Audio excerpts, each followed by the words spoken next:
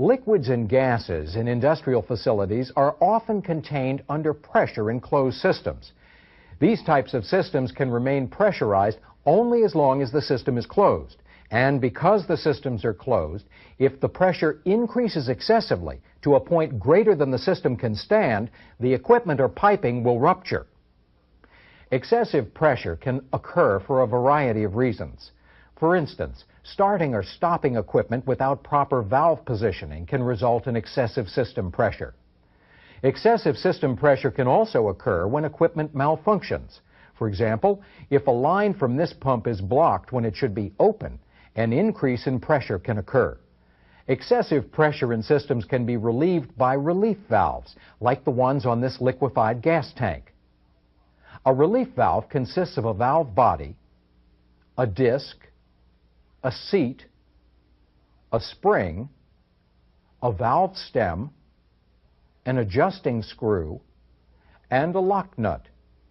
The valve body or casing provides a path for the liquid to flow and holds the other valve parts in their proper positions. This is the valve's inlet, and this is the outlet. The disc rests on the seat and is held in place by the spring when the system is at normal pressure. The valve stem guides the disc up and down, just like in other valves. A relief valve is set to open when the pressure in a system reaches a predetermined value, say 200 psi. If pressure in this system reaches 200 psi, the pressure on the disc begins to overcome the force of the spring, and the disc begins to lift off of the seat. As this happens, the pressurized fluid is released through the valve's outlet.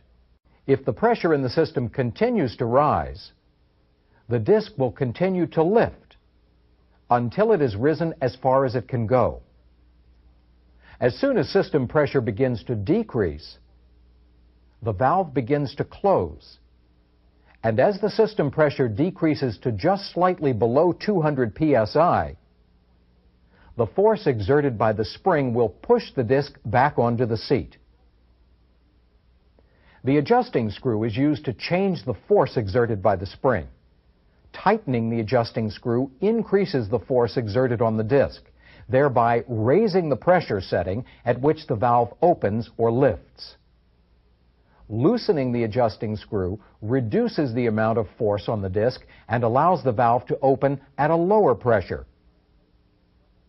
The lock nut holds the adjusting screw in position after the force exerted by the spring has been set. The top of the assembly is usually covered by a cap that protects the adjusting screw. On a piping system diagram, a relief valve could be represented by any of these symbols. The relief valve setting is often included beside the symbol for the valve.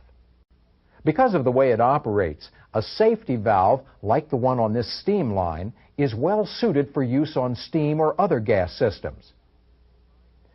A safety valve is designed to open wide very quickly and to stay open until the pressure in the process system has been reduced to a pressure that is less than the opening pressure of the valve.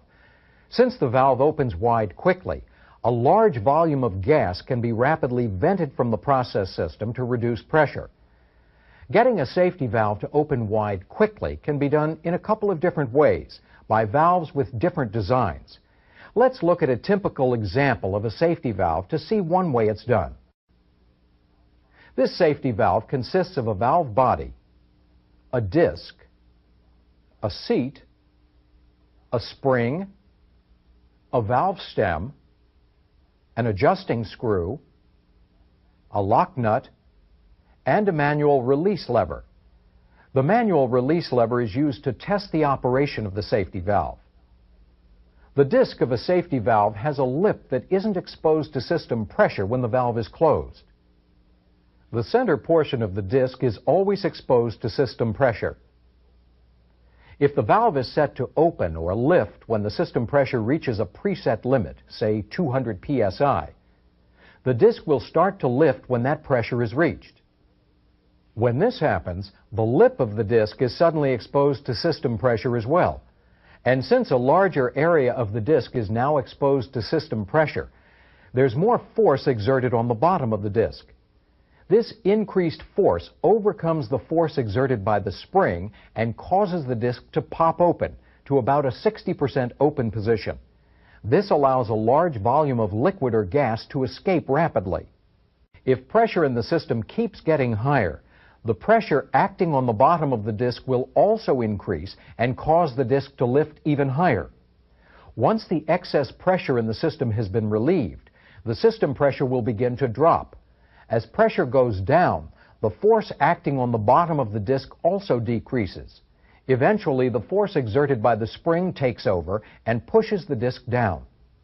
However, when the system pressure gets down to the point where the valve popped open, 200 psi, the valve still doesn't close because the lip of the disc is still exposed to the pressure of the escaping liquid or gas. The valve won't close until system pressure drops below the pressure needed to pop the safety valve open. The opening pressure setting can be changed using the adjusting screw. Tightening the adjusting screw increases the force exerted on the disc, thereby raising the pressure setting at which the valve opens. Loosening the adjusting screw reduces the amount of force on the disc and allows the valve to open at a lower pressure.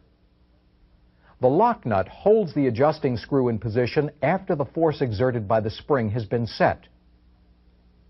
On a piping system diagram, a safety valve could be represented by any of these symbols. These symbols are similar to the ones used to represent relief valves. Often the valve's operating set point is also included beside the symbol. In this topic, we've seen how relief valves and safety valves are constructed and how each of these valves operates as system pressure changes. We also saw how you could identify these valves on piping system diagrams. Now let's try some practice questions. The adjusting screw is used to change the force exerted by the spring.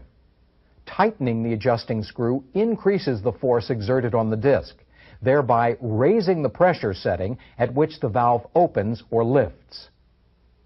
Loosening the adjusting screw reduces the amount of force on the disc and allows the valve to open at a lower pressure. This safety valve consists of a valve body, a disc, a seat, a spring, a valve stem, an adjusting screw, a lock nut, and a manual release lever. The manual release lever is used to test the operation of the safety valve.